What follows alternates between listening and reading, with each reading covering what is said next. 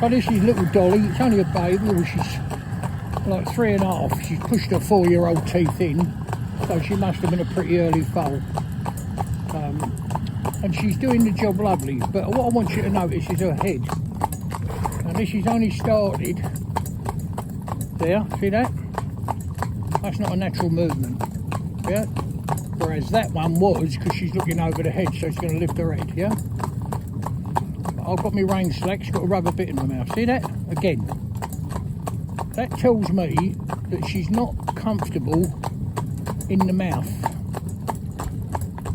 Or indicates that she's not comfortable. It's just started yesterday. So we give her the benefit of the doubt and bringing her out today. You see that again? This head movement's too much. So what could be the reason for that? Well, you get rid of all the simple things first. So her forelock, yeah, could be being a nuisance, hanging down her face, in her blinker one side, but she don't really take any notice of that. We've already tried that. So you can see the tail of her forelock just hanging out the side of her blinker. But she's not bothered by that. If we roll it up on top of her head, like a bun on a lady, you know, she'd be fine, or whether it's up or down. So it's not that. She's at the right time to be pushing off a cap, or has a cap in there, you know, off of her molars at the back that hasn't come off yet. She had, which is annoying really, she had a little place around her ergots. So the ergot being a toe from prehistoric times, it just sticks out just above their hoof, obviously behind, called an ergot. And you know, the farrier normally trims them up. Now she had, come on baby, good girl, good girl, that's my girl, yes you are, you try. So I know she had these like a little, like melodins around there, so that looks like, stand there a minute, good girl, walk on, good girl, go on, in you go, good girl, frightened of water she is. Going in the river, she don't like it. She's been up alongside cloud. Come on, walk on.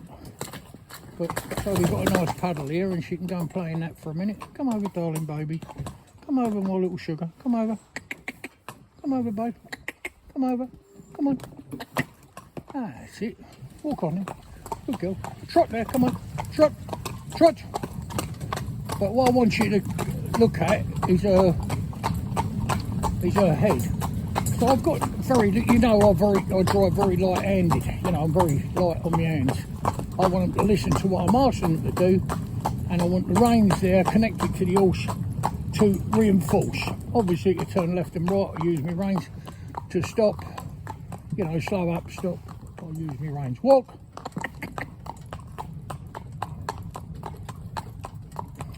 But I'm a little bit concerned of how she's turning her head.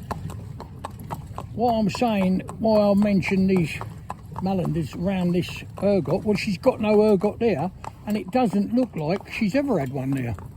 It seriously doesn't look like she's ever had one there. She's got one on the other leg, but not on there. So that could have been knocked off here for all I know. But there was nothing to say. If you knock one off, they bleed, and you would notice it. She's got white points, you know. Not very white today, but she's got white points. Well, you'd see it, you know, if she caught herself on something, anything. So, but the ironical thing is the vet was here and could have had a look at her teeth, but she showed no signs whatsoever of anything. Now, see her head movement in her head's wrong. I'm not saying she's terribly uncomfortable. I'm not saying she's in pain, you know. I can do this, for instance, you know, like say, what, baby? Put the pressure on her, come back. Come back, babe. Come back, you can hear the children at school. Over there. That's it. Walk up, darling. Come on, my baby. Now, trot now, babe, come on. Come on, hop. Trot. Good girl. So I've got me reins nice and loose. Come on, baby. and she's still at that stage where she's soppy. You know, she's all right. She's pretty safe on the public highway. You know, she's not really worried about traffic. But them children over there, anything will take her attention. But that's quite normal. But of course, having this problem with her ergot behind her leg at the bottom now, where her hoof is. Come over, baby. So you can hear the children playing. Go and see them. Come on. Come on, baby. Trot. Trot. See, there's the school over there. Trot, baby. Come over, darling. That's my baby. So I'm not going to take her very far because I'm not happy with the way she is with her head. Right, she's steering all right, but it could be, age-wise, it could definitely be a cap. So one of her molars at the back, like a child loses their teeth, you know, and replaces all their teeth, well, all stays the same.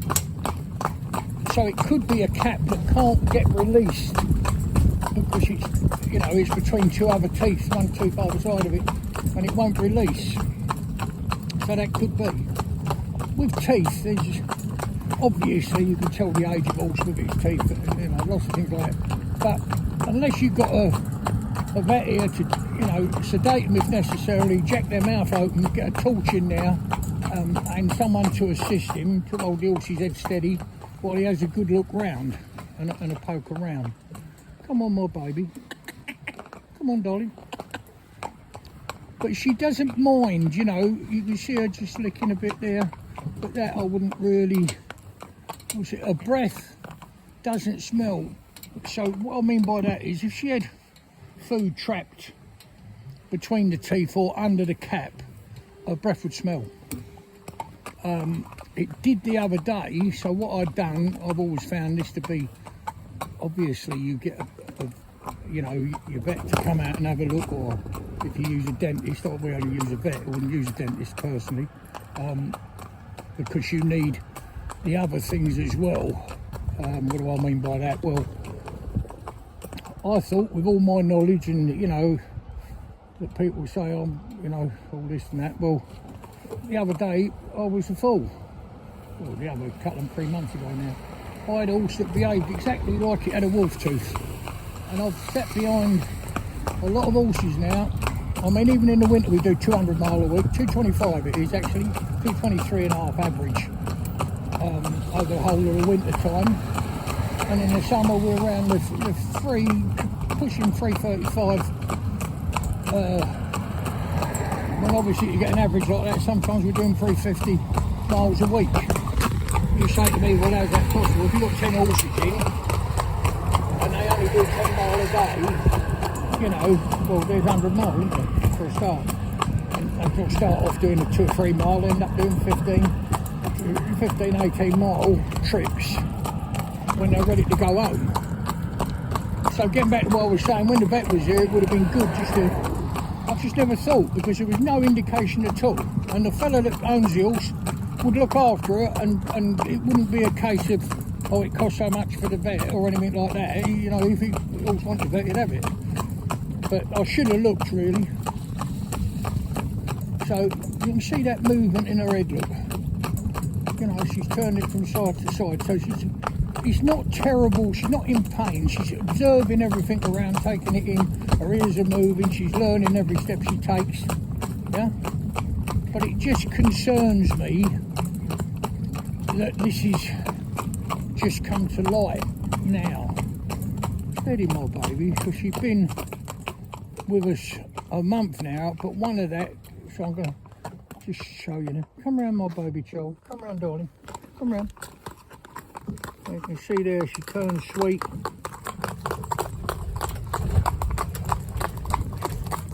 But she can't keep her mouth still, can she?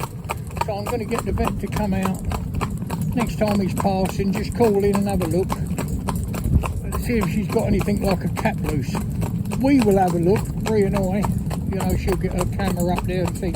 But really, you do need a jack to hold their mouths open. and a cradle ideally to put their jaw on, and a little bit of, you know, I don't agree with, you know, any of these things really. It's best if you don't have to put a needle in them at all, if you can get away with it. So we'd try her, but I don't think it's a case of any pain, but it would be more discomfort. So I've just brought her out now because obviously she's got to have a little bit of exercise. Come on, darling. Come on, my baby girl. That's my little baby. Good girl. But she's not quite happy with that.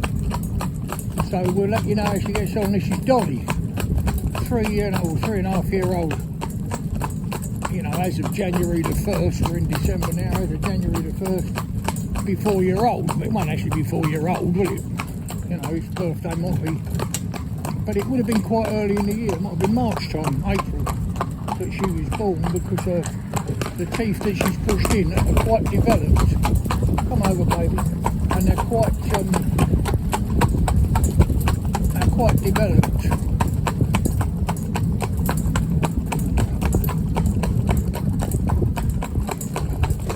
But you see there, even see whatever speed I let her do, there's a little bit of movement sideways there. Well, that's looking at that little curve there, I think.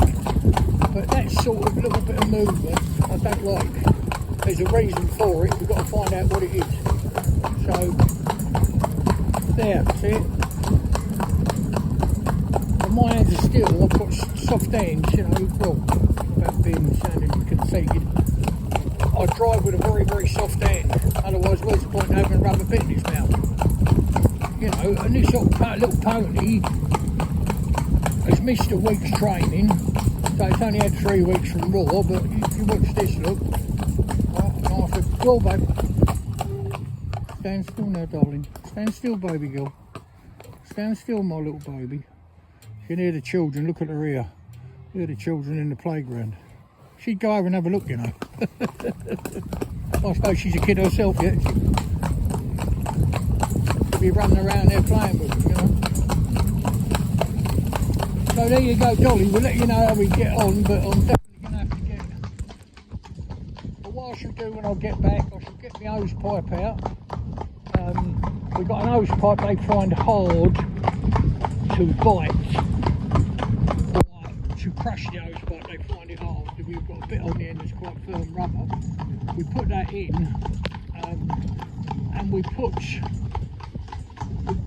a stirrup pump sort of thing, like you pump up tyres with, and we just put a bit of pressure in there, and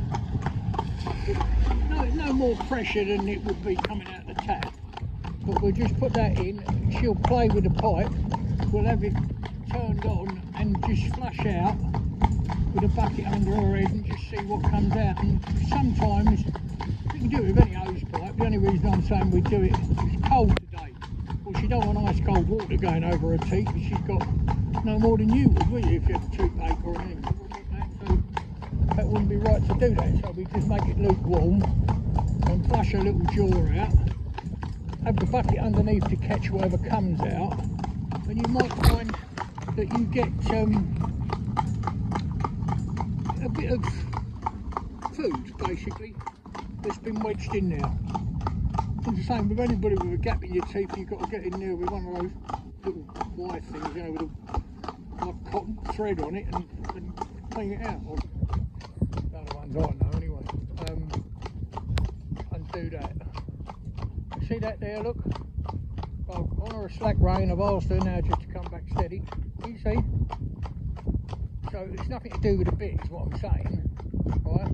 She's having a little shake of her there again, you see? But there's still enough interest around on this quiet lane for her to move her ears around and pick up some, you know, there again.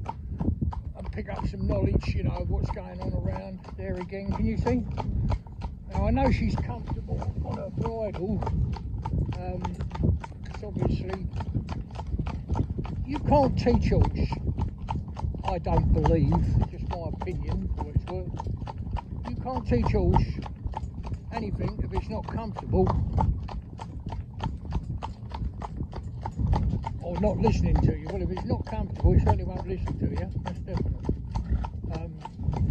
That's just way it is. They just don't listen. And if they don't listen, you've got no chance really. They've got to listen to you. Well, that's the way I train anyway. So they listen to me, I ask them, I don't force them or tell them or shout or all that nonsense. Just talk away to them. But these babies, youngsters like this, you know, new to training, regardless of their age, they need talking to. Now, I remember I said she's don't like going in the river. She's been down there alongside Cloud. So, see there?